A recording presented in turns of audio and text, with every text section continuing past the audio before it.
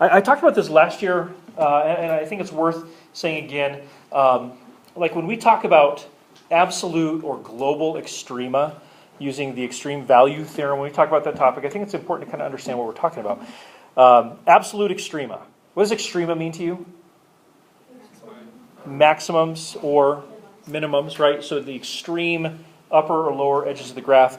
But really, to be honest with you, if you're going to be talking about something or somebody being the absolute max or the absolute min of something, you really have to kind of restrict yourself to a particular domain, right? And so if we were to say, who has the best football team in the state of Colorado, what would you say? I didn't specify level, did I? I'm probably going to go with the Broncos. I think the Broncos would probably wear us out. Yeah.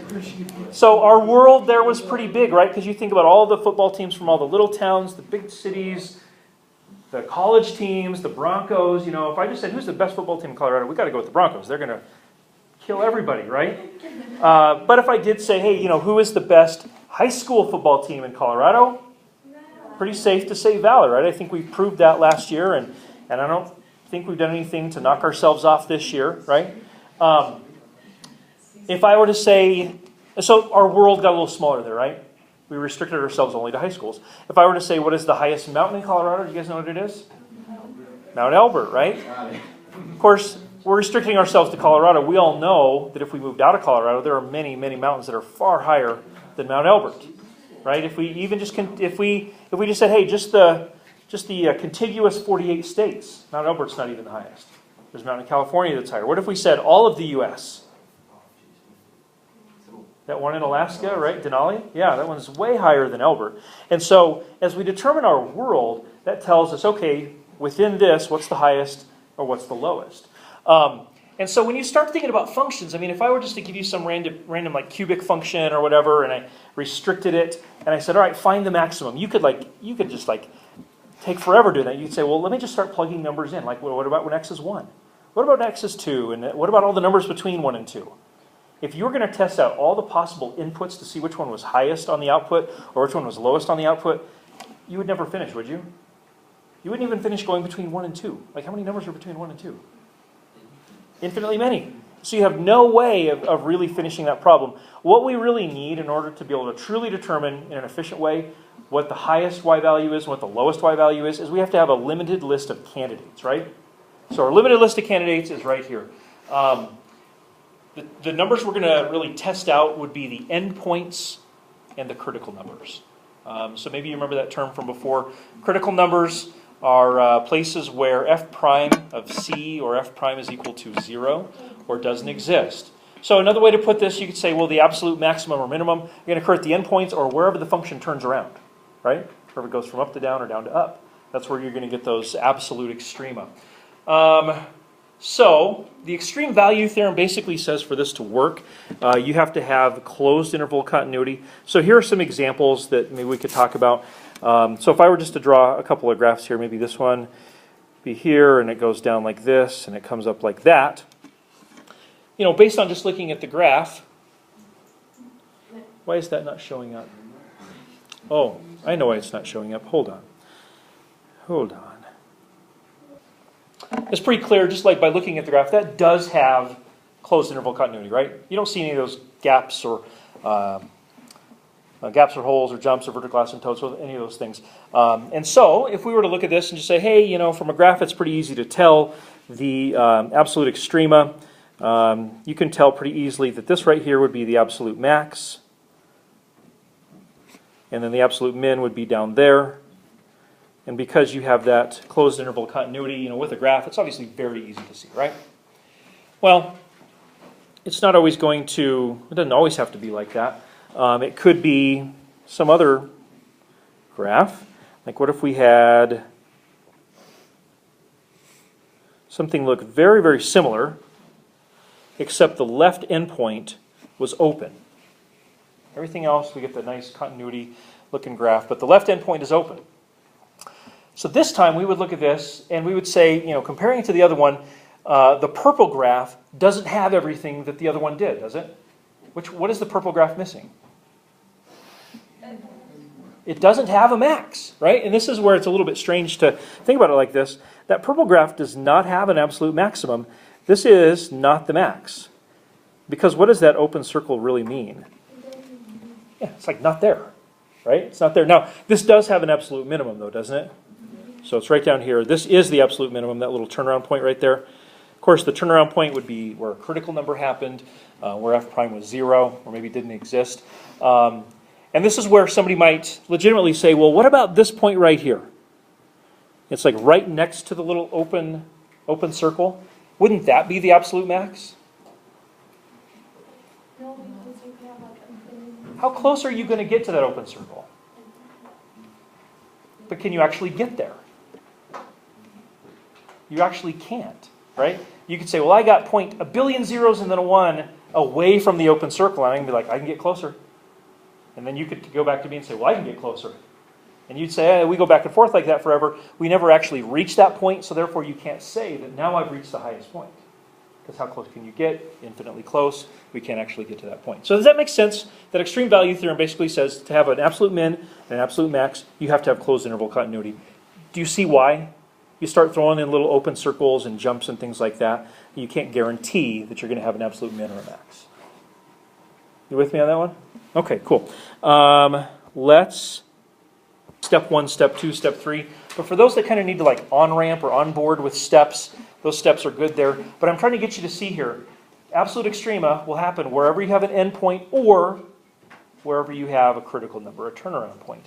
And by the way, I want to make sure we're really clear that critical numbers are not necessarily endpoints. And endpoints are not necessarily critical numbers. They're two different things. They just form all the candidates. In fact, some people call what we're doing right here, they call it the candidates test, what we're about to do here. I typically don't call it that, but some people do. So there are the procedures right there. You find your candidates, essentially, find the possibilities, and then you test them out. I prefer to think of it that way, just more of like a broad picture instead of like step 1, step 2, step 3. But there's a couple steps there for you. Okay, so we definitely have time to do this one. Let's take a look at number 1. It just says, real simple, it says find the absolute extrema on the interval -1 to 3. And the function that's given there is 2x minus 3x to the 2/3. So I'll give you guys just a minute to get your candidates. Let's do that first. Take a minute, see if you can list out all the candidates, and then we'll test them out together. So the candidates for absolute extrema are critical numbers and endpoints. The endpoints are obvious, right? They're right there. But how do you find critical numbers? F prime is 0 or doesn't exist. Got to think about both those categories. So if we're going to do that, since we're given F, we probably should find F prime, right? So let's do that really quick. Let's double check and make sure we're good. So F prime is equal to 2 minus 2x to the -1/3. You guys get the same thing using the power rule? Okay. And so I always think about the DNE first. Like, is there anywhere that this does not exist? Because that doesn't always happen, right? Happens occasionally, but mostly it's the equals 0 thing. So is there anywhere that f prime doesn't exist? Can we check that off the list? So there's nowhere that f prime doesn't exist? I think I said that right. It always exists? It cannot be 0. Ah, when x is 0, don't we have a little issue? Isn't x to the -1/3 really a denominator? It is, right? Because the negative exponent means flip it on down. Yeah. I don't think it can be like, oh no. Okay. So yeah, I think when x is equal to 0, we got to say that f prime DNE. So that's our first critical. Bless you. That's our first critical number right there. X equals 0. We also have to consider, all right, where does f prime equal 0? This is by far the more common procedure. So 2 minus 2x to the -1/3 is equal to 0. You guys successfully solve this? It's a little bit weird. Can you tell me what was your first step? There's a number of ways to do this. 2x to the 1/3. Okay, so 2 equals 2x to the -1/3. What would we do from there? Okay, we can divide both sides by 2, so we get 1 equals that. We've kind of been putting off how do we deal with the x to the -1/3 for a while. What's that? Okay, we can do that. So 1 equals 1 over the cubed root of x. That's a good translation of that. Now what do we do?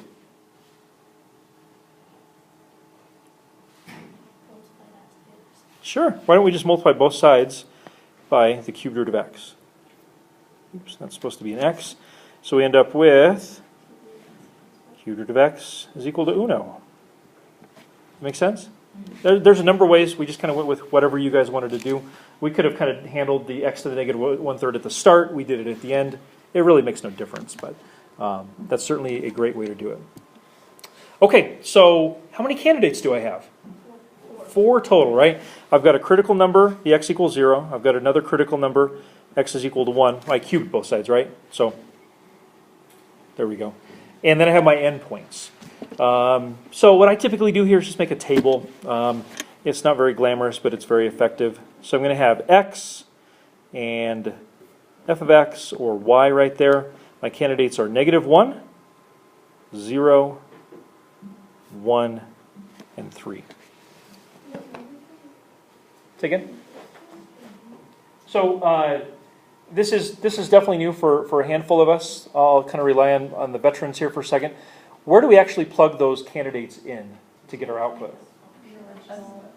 Yeah, into the thing that you're trying to maximize or minimize, right? We're trying to maximize f of x. Remember what I said at the start? If I just gave you f of x and I said, all right, from -1 to 3, let's find the max and min, and you started plugging random numbers in, you'd be plugging them into f, wouldn't you? Of course, we don't want random numbers. We want a short list of candidates. So anyway, what happens when we plug these things in? I guess if you plug in a 0, that's pretty easy, right? If you plug in a 1, get -1.